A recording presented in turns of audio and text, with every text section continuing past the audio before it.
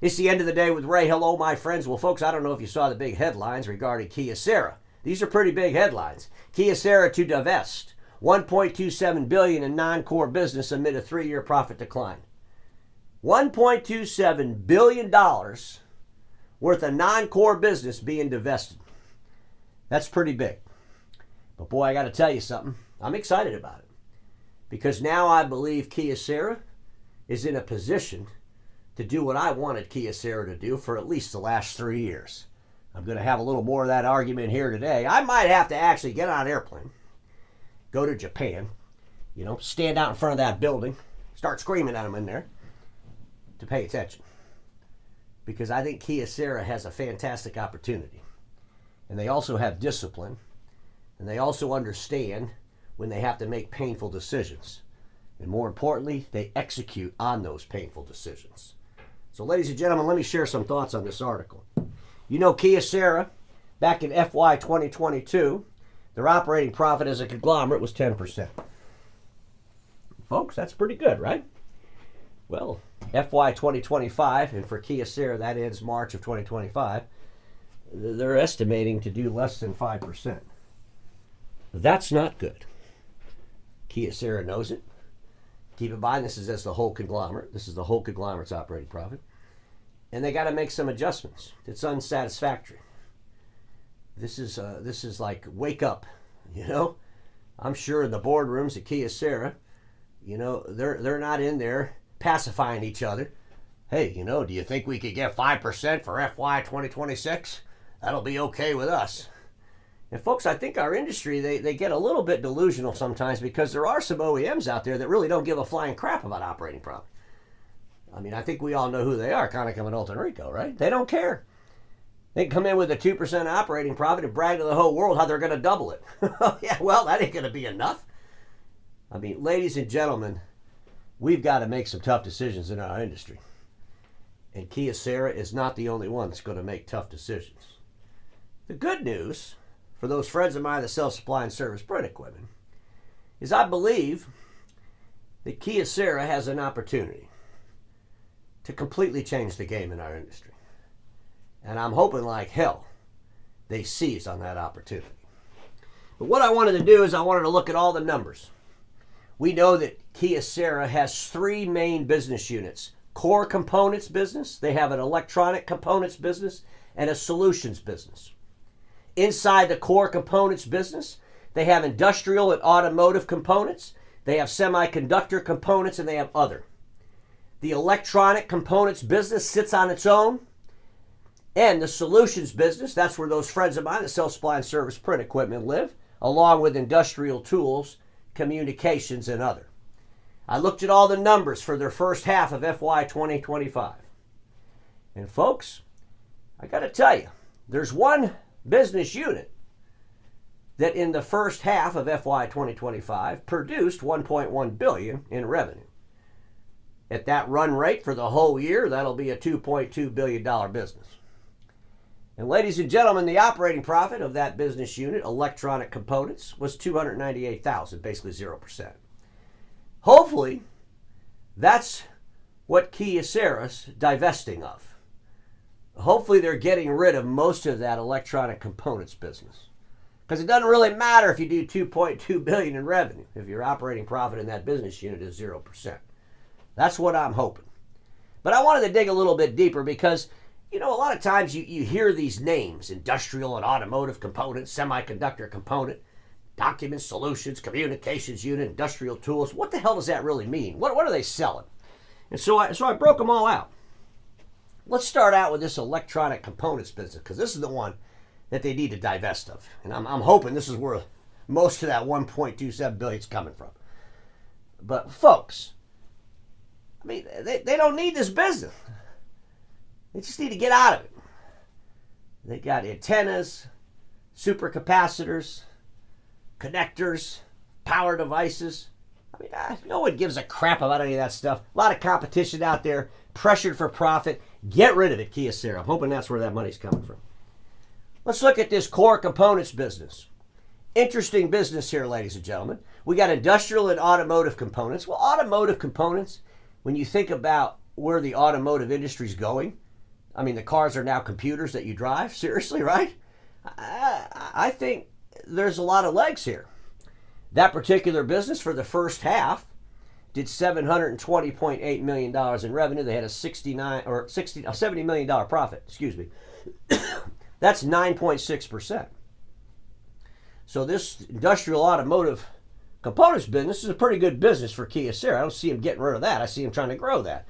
Semiconductor components, $960.1 million in revenue for the first half, $35.4 million operating profit, 3.7%. I'm guessing semiconductors and components are a pressured industry, and the margins are low. How do they make that more profitable? Then we have this other business unit is interesting to me. I mean, they got dental implants. Did y'all know that? Dental implants, orthopedic implants. I got to tell you, so Kyocera, I want to throw this out there to you as an offer, but I'm pretty sure that it won't be long before I'm going to have a new knee. And I'm thinking that maybe I should have the Kyocera knee. I mean, seriously. I could say stuff like, let me jump on the Sharp interactive board using my Kyocera knee, as an example. I just think that's kind of interesting. And they sell jewelry. I'm not sure what the hell that's all about. And then, ladies and gentlemen, they got the ceramic kitchen tools. But at the end of the day, 6 months, $102 million worth of revenue, $4.3 million operating profit at 4.2%. I mean, is that something they could get some value out of by just selling the whole thing off? Do they want to figure out how to grow the other section? Interesting. But at the end of the day, I don't think there's any reason to get rid of the core components business, do you? And Kyocera, I want to throw this out there to you. I want to throw this out there because I really think we can help you in the other category with one of those products. Yes, ladies and gentlemen, steak knives for print industry prices. Come on, we've all seen the movie, right? Third prize instead of steak knives. I think the Kyocera knives would be great prizes.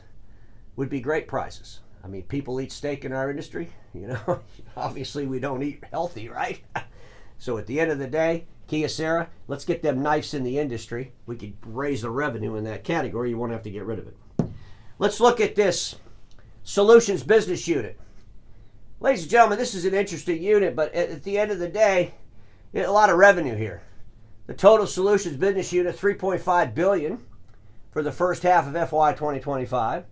Industrial tools, $1 billion. Document solutions, $1.5 billion. Communications unit, $669 million. And others, $302 million.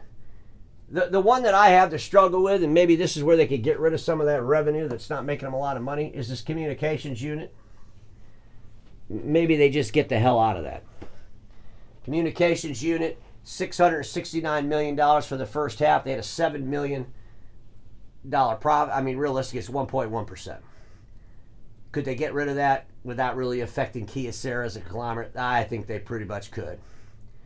But when I think about the industrial tools, you know, that's a big business. That's a big business out there for Kyocera. You know, they had a 5.9% operating profit, $1 billion for the first half, $59.5 million profit. But then we got this document solutions unit.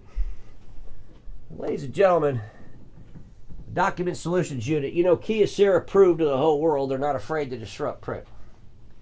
When they entered the production print space, they entered it with inkjet. They didn't take the playbook from all the laser folks. They didn't go to another OEM and say, hey, we're going to rename and rebrand your laser machine. No, Kyocera came into the production space to disrupt the hell out of it, and they did with their Task Alpha 15,000C and now the 55,000C. That told me that they got some ability to disrupt. Can they take it a little bit further? But I'm looking at the other category in the solutions business, and they have inkjet printheads in there. And you know, until I really dug into this, I thought this printhead business for Kyocera was a big business. I mean, I thought they were selling the Kyocera printheads to everybody, right? It's not that big, because the whole other category for the first half of FY 2025 is $302 million. Has an operating profit of $8.2 million, 2.6%. But in that other category, along with those inkjet printheads, is other products, right? We got solar cells SOFC systems, clay-type storage batteries, HUDs. I mean, there's a lot of other stuff in there.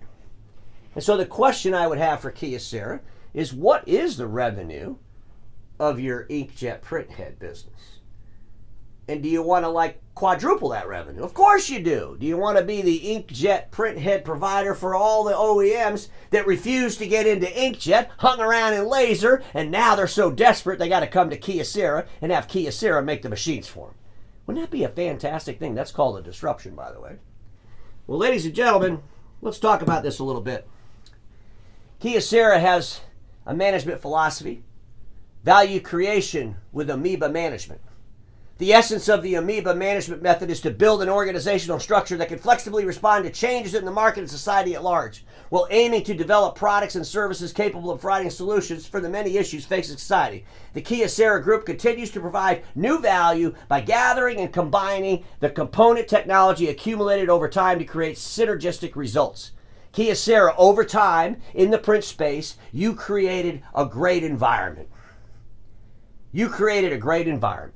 And now it's time to take advantage of that environment you created, shake it to its core, and get rid of that laser business by replacing it with inkjet.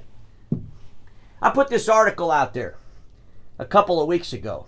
This was one of the most read articles I've ever put on LinkedIn. I was hitting 19,960 impressions.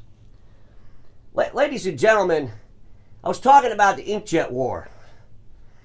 I was talking about the OEMs that are positioned to go into the space and really shake shit up with inkjet. Kyocera being at the top of that list. Kyocera, you've already shown the world that you're not afraid to disrupt by coming into the world with production with ink. We've got to take it to the next damn level. We've got to take it to the next level. Our friends at Canon, back in 2018, press release. Let me just read this to you. For those tight on time and resources, particularly in small and medium-sized environments, it becomes especially essential to implement office equipment that requires minimal service and can help employees utilize work time efficiently. Our mission to help those companies flourish, and when printing expertise from desktop to production. Canon USA, a leader in digital image solutions, debuts the Canon WG 7200 series multifunctional printers that were all inkjet. Inkjet. They were coming to the market with inkjet for business in 2018, October of 2018. Ladies and gentlemen, that is some exciting stuff, right?